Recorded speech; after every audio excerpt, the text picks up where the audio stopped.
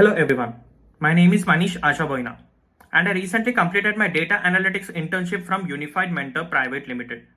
In this internship, I worked on real world projects such as regulatory affairs of road accidents in India from the year 2020 and also a project on Netflix movie data analysis, Green Destinations Company data analysis, and also a project on data science job salaries analysis.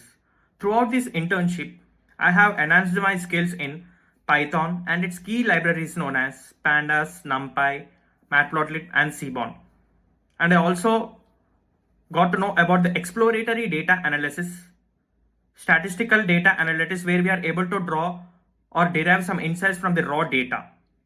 And I also got some experience on the popular visualization tool known as Tableau software.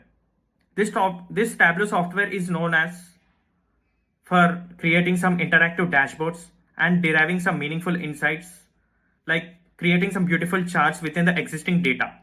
Coming to my experience with UnifiedMentor, I'm really grateful that it provided me such a structured and hands-on learning experience. It made me able to build my confidence in understanding what the data analysis process really is. And it also provided me some beautiful sources to utilize and build hands-on projects. Thank you.